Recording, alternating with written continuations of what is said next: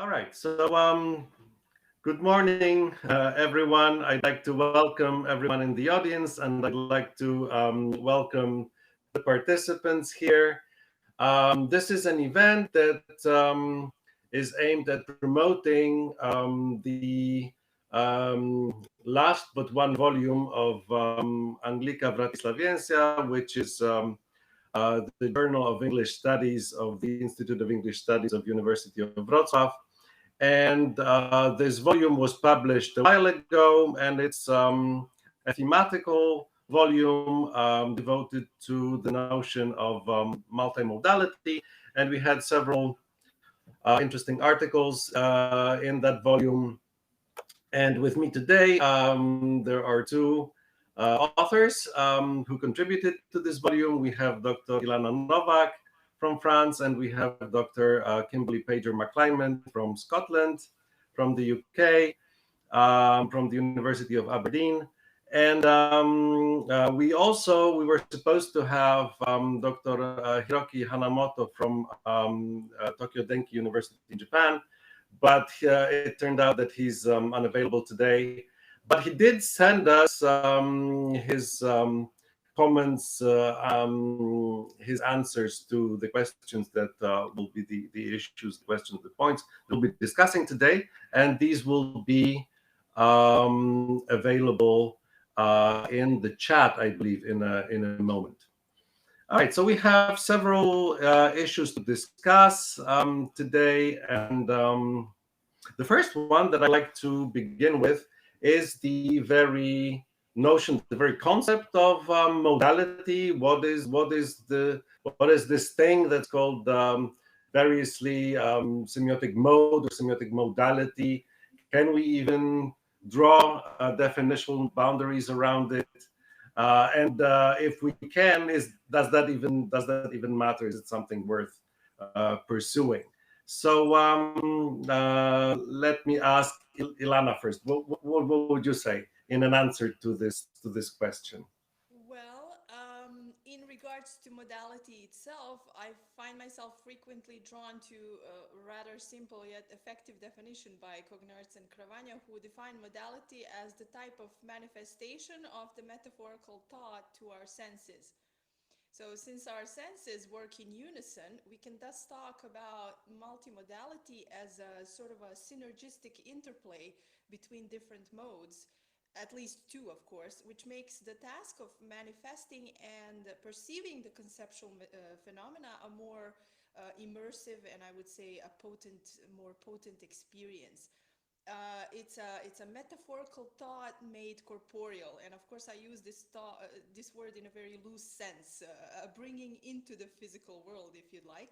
And to continue with this particular metaphor, this body of the metaphorical thought is an amalgam of different systems that work together. So our perception frequently calls upon such a combination, precisely because we do not perceive the world around us in an isolated manner. So therefore, we can say that multimodality is simply making use of the tools that we operate with.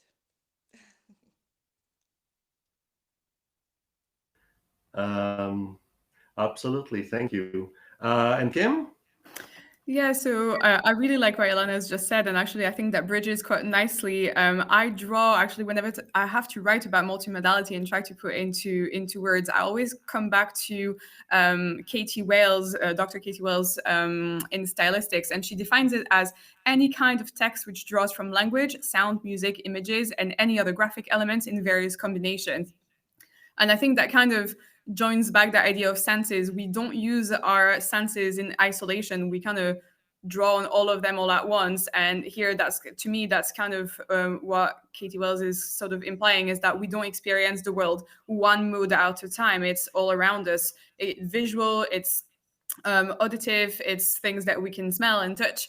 So multimodality kind of like encompasses all of that, and studying multimodality or multimodal text then is looking at different aspects of a text, not just something that is necessarily written, but things that we can see and hear as well. Yeah,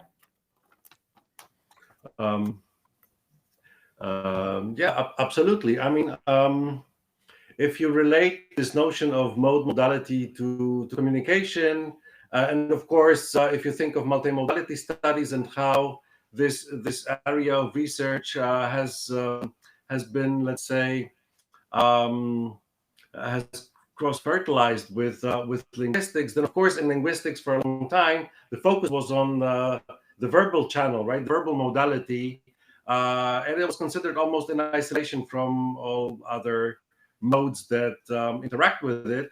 And of course, we know now, I mean, we learn more and more that in fact, purely verbal communication rarely, if ever, exists. I mean, you could probably argue that if you talk with somebody on the phone, then you're using only the verbal modality. But even then, you can use, say, you can control the volume of your speech, you can control the pace of your speech, and these are all meaningful ways of modifying what you're saying. So even in such a rather unnatural context as a telephone conversation, you really are using multiple modes. And of course, in face-to-face communication, the range of modes we're engaged in when we communicate is a lot broader.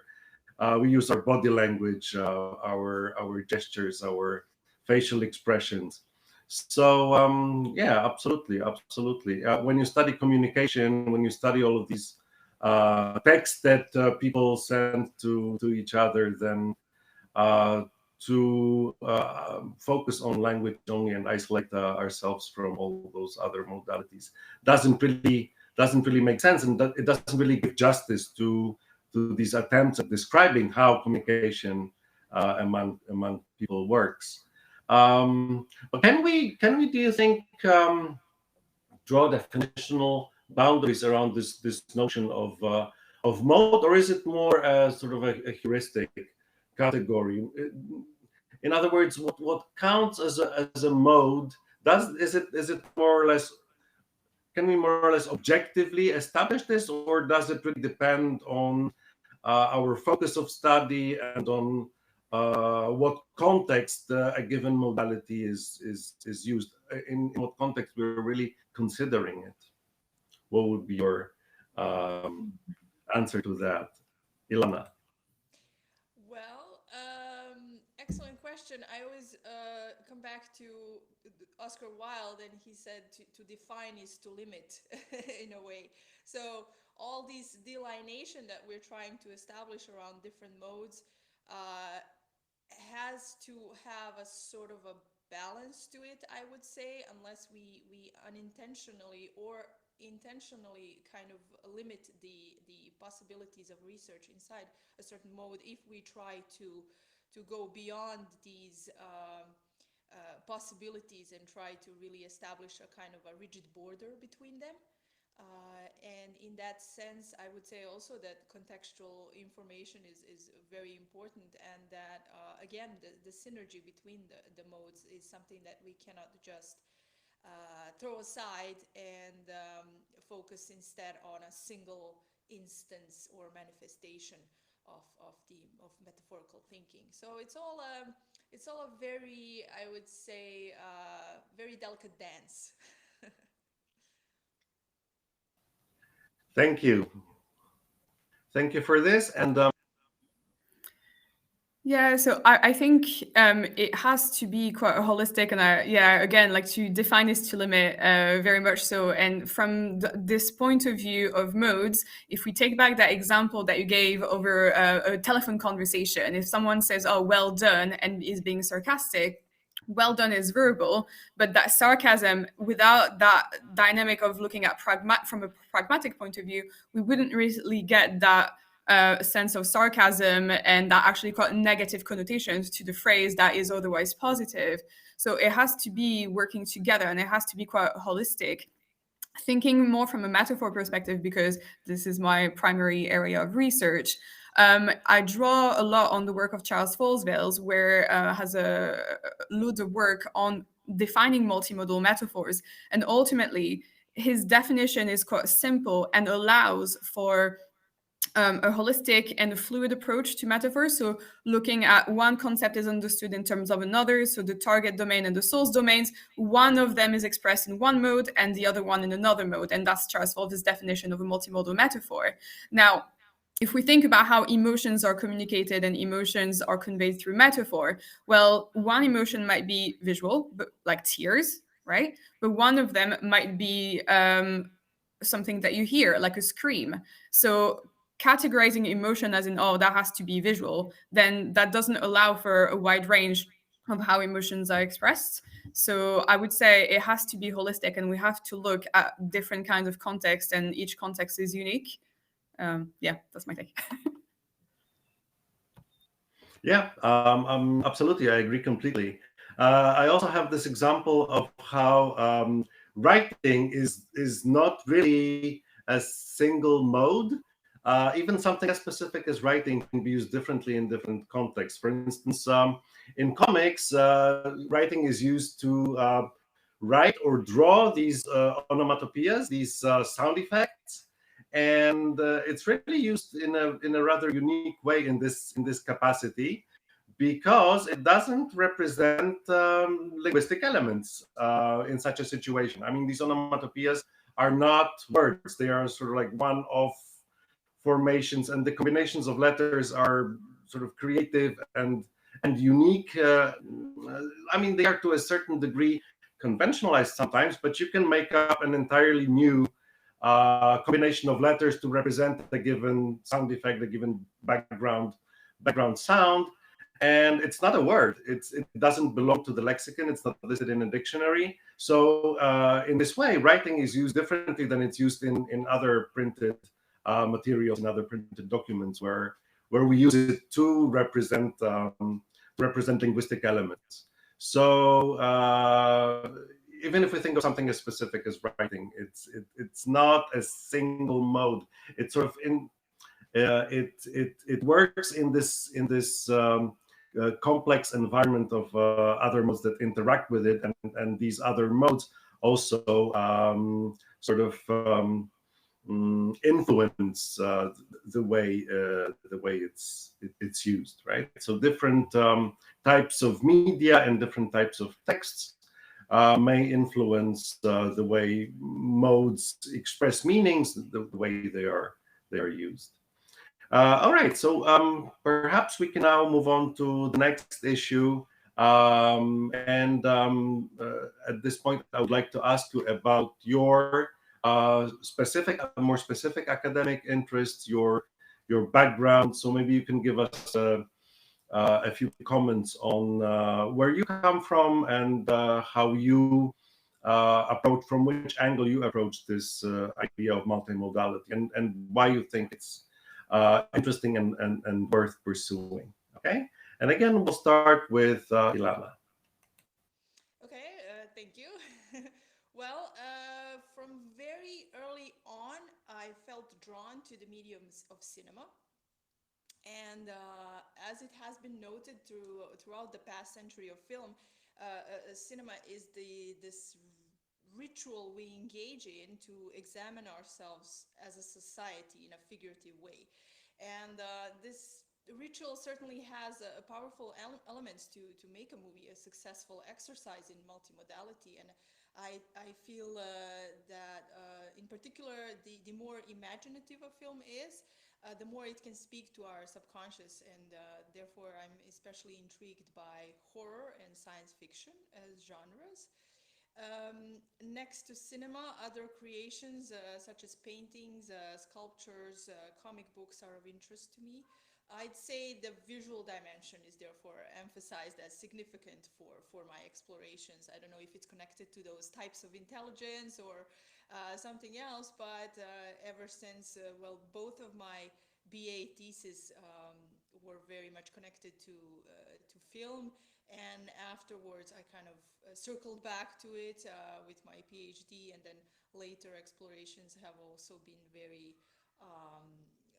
sort of productive in a sense of researching film. So that's what really draws me kind of the most in this multimodal communication is, and as a cognitive linguist, I found that it is an exciting, very exciting area of research to not be limited by just the verbal dimension, let's say, because both on an individual level and as a society, we have relied heavily upon the standard form of language in its strict sense, right? The written language and the spoken language. And of course, these are very important modes in which our communication occurs. But this division also means that other modes, such as the visual dimension, has mostly been relegated to art, for example, regarded as pastime, decor, simple manners of expression as gestures that I'm using right now. So what cognitive linguistics really brought to the forefront is the necessity of actually focusing on our cognition, on our thinking system, and of which, of course, metaphor and metonymies are part of, and even blends if we're going into that direction. And of course, I will reflect here Forceful's emphasis on the necessity of studying multimodal discourse, because limiting, right, there's that word again, limiting our research to only verbal language implies a distrust of the central tenet of cognitive, of embodied cognition, which is that our capacity of abstract thinking is intrinsically connected to the human body. And of course, the cultural realm comes into play as well, and it is here that the research of multimodal communication becomes downright indispensable. So I like exploring multimodality because it feels like we are seeing all the puzzle pieces in one place, and we are free to move them around to create a complete image. And that's what I love this. That's why I love researching multimodality in all its forms, basically.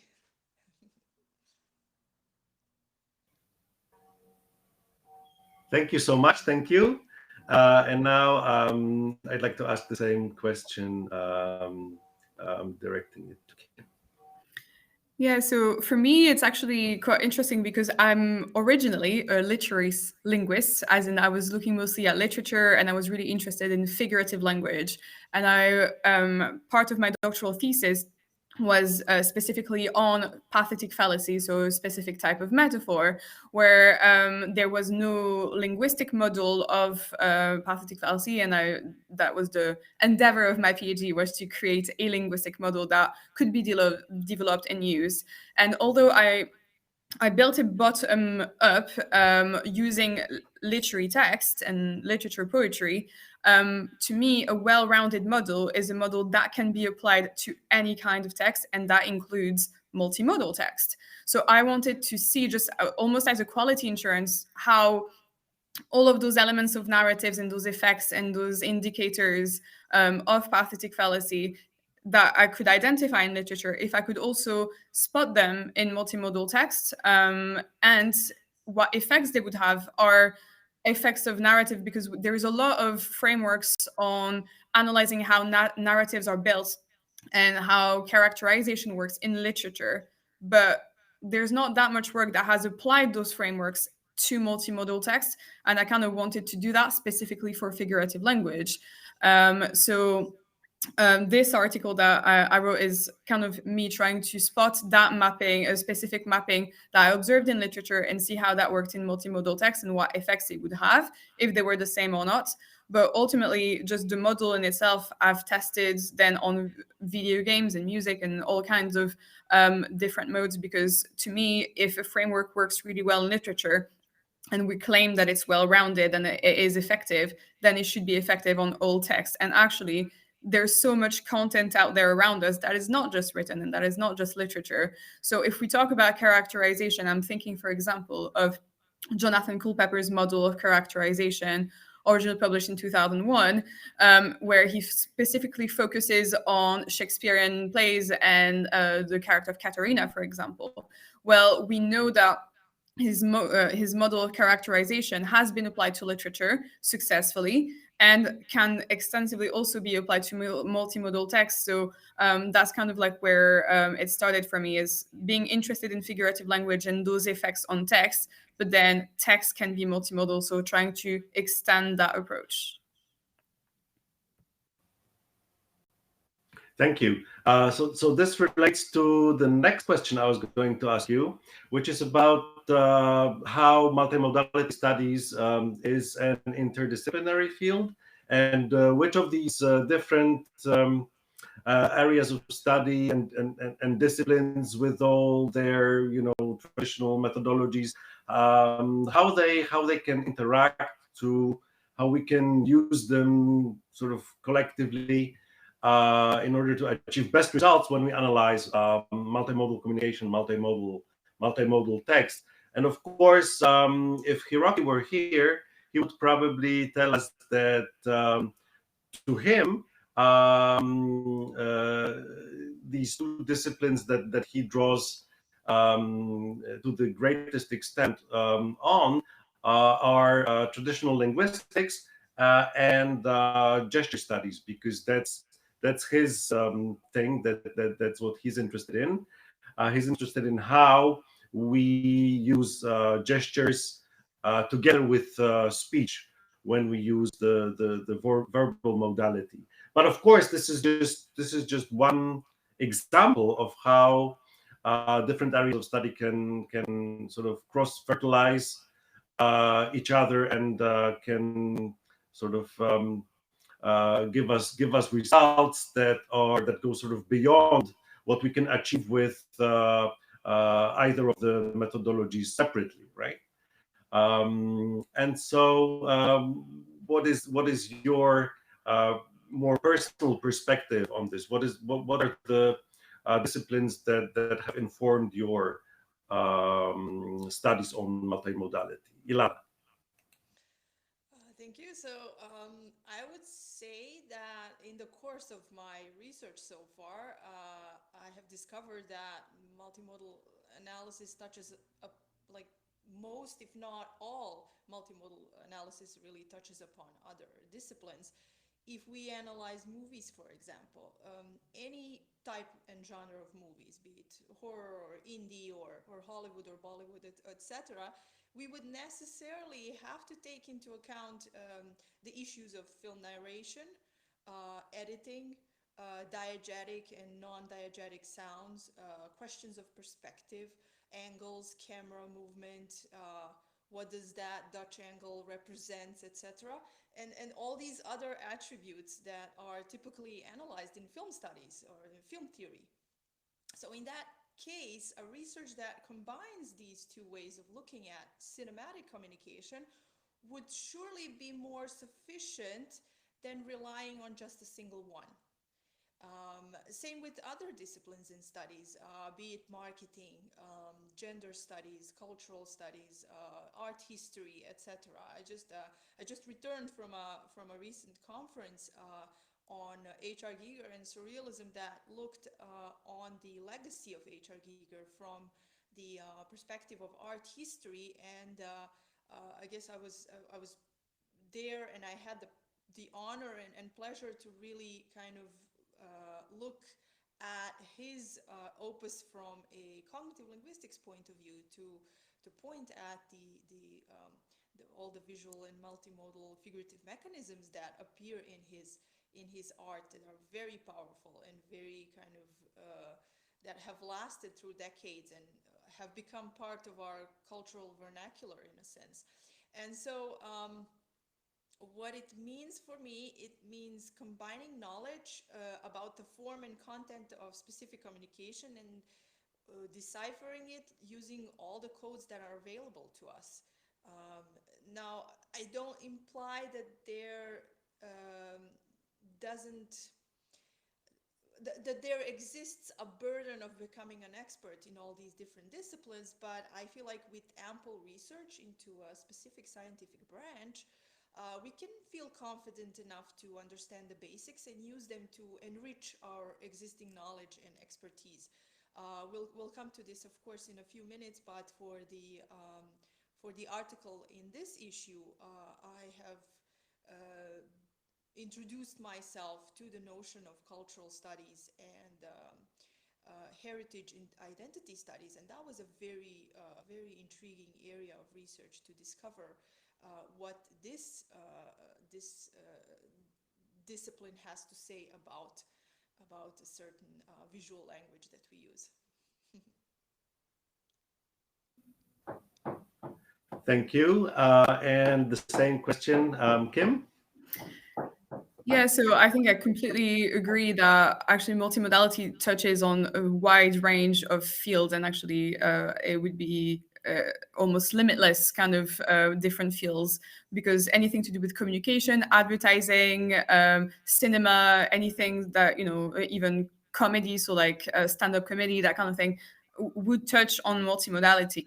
Now, because I am a stylistician, I find myself often wanting to have an analysis that is systematic and rigorous, because that's what stylistic kind of prides itself on doing, and doing kind of like an empirical way. So viewer responses, as well as reader responses, for example. But Dan McIntyre in 2008 published a paper in Language and Literature that advocates for the use of transcripts. And I found that to be extremely useful, because it doesn't limit what fields are going to be touched on in the analysis. It just provides kind of a systematic way of looking at the different modes and what is happening at the same time.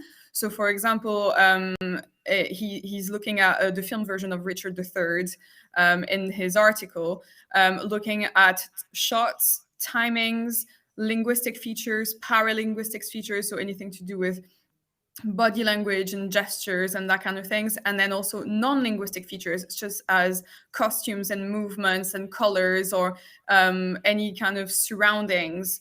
And looking at those things at the same time allows to see what is happening across different modes, and focusing on things that are going to be relevant to the text that is being analyzed. So, for example, if costumes are really important, that's a non-linguistic feature. So looking at costume design and, that kind of how shots are shot, so describing the shots, if it's a medium close-up or long shot, those might carry meaning. So looking at that aspect of film study might be suitable. In my article, I actually applied that transcript to music, so it doesn't necessarily have to be film, but I've done it on music. I've also applied it elsewhere on video games. So it can be done, and it allows for kind of a systematic and rigorous way of going about doing our analysis that doesn't limit us to what field we're going to draw on, but actually allows us to see what field we need to draw on. And I find that to be quite useful. Okay, thank you. Thank you so much. So now we have sort of narrowed down this discussion to what you are doing individually in your research. And so I'd like to ask you even more specifically about the contributions to the volume that we worked on together. And perhaps you could say a few words. You could maybe talk for a while about the specific articles that you wrote. What was the inspiration for them? What they are about, and what the major conclusions of your analyses are. All right. Over to you, Ilhana.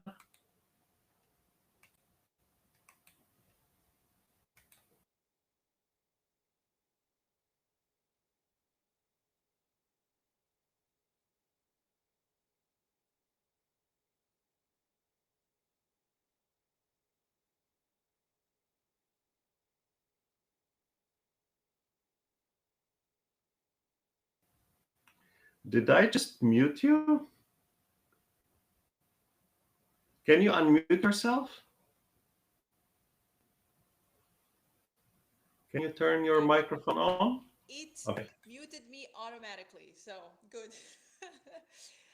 Oh yeah, before I go to this question, I would like to thank Kimberley for mentioning costumography, because that was one of the things that I find really sort of less explored subdomain of research, multimodal research, And it's something that Michał here has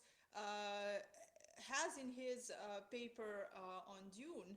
Specifically, what I found to be quite intriguing is the connection of the costumes of the Atreides family to the Romanovs and Rasputin. So I would really love for you to kind of touch upon that later on, Michał. And so as for my article in the volume, well, this article explores basically the figurativity behind the visual language of the Balkans, more precisely the countries that were up to like 33, 34 years ago in a union called Yugoslavia. That is, this language is embodied in 25 socialist monuments built to commemorate the shared struggle and bravery of people in World War II. So they are all highly abstract and mostly forgotten colossals that once were the representations of an acceptable and celebrated form of collective remembrance. And now the majority of them stand alone and without visitors. They are remnants of a language that has now been rendered obsolete. And their images were captured by photographer Jan Kempeners and subsequently published in a publication titled Spomenik, which is a monument in Bosnian and most, if not all other languages in the region. And so this publication was the impetus basically to start my research. It represents the corpus of my research. And while the methodology I used, of course, rested upon CMT and its expansion into the visual realm, which I further enriched, as I've mentioned before, by cultural studies and historical identity discourse. The bases there were Kern and Burkhardt. What can I say about, there was a question, also a sub-question on why I felt drawn to this, right? So, it's interesting because my generation, the one that started school in 1989, was just before the fall of Yugoslavia. We were the last of Tito's pioneers. So for those of you out there who don't know who Tito was this benevolent dictator, let's say, of this union. And we had, like, as children, we engaged in a sort of a ritual commemorating the Tito, and as the head of Yugoslavia, and I say like the main designer of this hybrid of ethnicities and religions. And we did that by saluting. We had certain symbols on us, for example, the partisan cap. And it was such an entrenched tradition in the society at the time that it is interesting for the mind to tackle its absence, even nowadays. It's like remembering the fixed phone line with the round dials. I mean, my generation is certainly, we still remember that, but this is with an added ideological dimension, I would say. And so the same thing happened to these monuments. Once they were the cultural pillars, the meccas where people gathered for Labor Day, to commemorate the sacrifices, to celebrate the brotherhood and unity as the overarching slogan. And then as soon as the dissolution happened with very bloody consequences, it was like a 180 in the way of we conceptualized these brutalist giants, and suddenly they were the reminders of a past that was based on lies, that was conceptualized as lies, and thus most of them were either chipped or destroyed in the war, or just basically destroyed by time itself. And I must emphasize the fact that these countries have existed before the joining into Yugoslavia, so which we can sort of conceptualize. I say Yugoslavia is like a mini communist European Union, something like that. But after the fall of this union, the countries reverted back to their previous borders, and some attempted to create new ones, which was part of the reason why there was aggression. And I presume that the mirage of Yugoslavia as this peaceful unity in retrospect turned out to be a bitter pill to swallow. And the monuments were a particularly large set of pills, sometimes visibly placed in our visual landscape. And as someone who has a vague idea of how the life was before the war, and having gone through all these violent political and social transformations in my homeland, Bosnia and Herzegovina, what sparked an interest in researching these monuments from a cognitive linguistics perspective is the fact that if a foreigner, the Dutch photographer, I think he was Dutch, forgive me if I'm mistaken here, if he felt intrigued enough to do an in situ research of and photograph their present state, this brought the question, well, indeed, what's up with these monuments now? And that was sort of the main impetus of doing this research. And being published with this research is definitely a cherry on top, I would say, a culmination of this research, and perhaps being able to really kind of open up a discourse on them in this realm as well of cognitive linguistics. Yeah.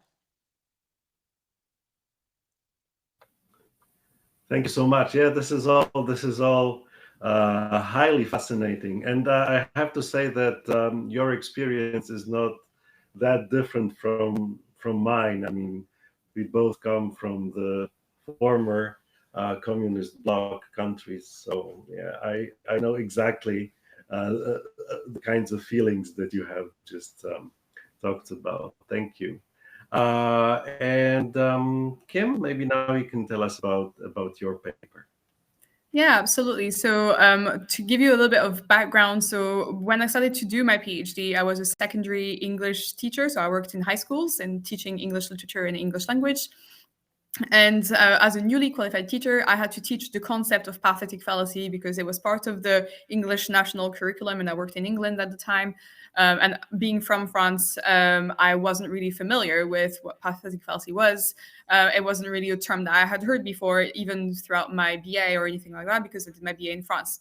So I did a bit of research, looked at teaching resources, I looked at education boards, that kind of things, and I couldn't find a set definition. It was all the definitions were either talking about personification or animation, that kind of thing. They were all kind of not clear, and they were contradicting each other. Some of the examples were personifying natural elements, but some of them were personifying animals. It was confusing. So when I looked at academic sources, it wasn't much clearer, to be honest, because it wasn't a term that, it's not something that has been extremely researched, especially not from a linguistics point of view. So when I decided to do my PhD in stylistics, it was really meant to be more from a pedagogical point of view, because I wanted to help students and I wanted to help teachers kind of figure out what pathetic fallacy was, and I kind of was interested in metaphor in the first place. So fast forward into my PhD, I created a corpus of text. I was able to bottom up build a stylistic model of pathetic fallacy, which I'm still developing to this day. So my doctoral research was really just the beginning, if you will. I think this is something I'll research till the end of my academic career.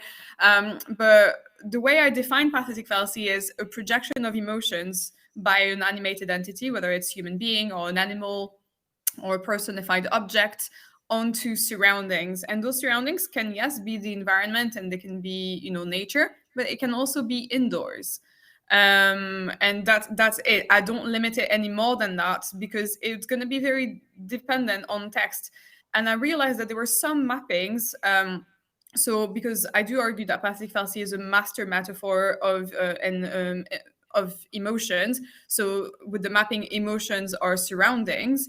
I realized that there were some mappings that were almost universal, and I borrowed the word universal from Zoltan Kovic's, where, for example, sadness is rain or happiness is sunshine. Those we tend to see kind of across different cultures, different texts. And one specific mapping that I was really interested in, that I thought was fascinating, and I couldn't believe that I couldn't find any sort of research on this, was suspense is thunder and or lightning. And I find that a lot in the Bronte's writing and Jane Austen's writing, where anytime something crucial in the plot is about to happen, almost as foreshadowing, there is like a tree that's being hit by lightning, or the sound of thunder. Even in popular culture, where if you listen, there was a brilliant podcast called Save Me From My Shelf, hosted at the University of Aston, where they use sound effects when they're talking about a specific plot in a text. And anytime something, a bit of suspense or a big elements of plot, kind of like Chekhov's gun, something happens, the sound of thunder is being used. And I'm like, well, to me, that means that as human beings, we are creating those mappings that suspense is going to be flagged up by lightning or thunder. And I wanted to see how that occurred in different texts. So I had already done that in literature, and I wanted to see how it occurred in other types of text. So I used RuPaul's Drag Race for reality TV shows. And even though it is set indoors because it's on a stage, they use the kind of stage lights to create the effects of lightning, and there's the thunder, and they do that just before the moment that the bottom two candidates have to lip sync for their life, aka to figure out which one's going to be kicked out of the show.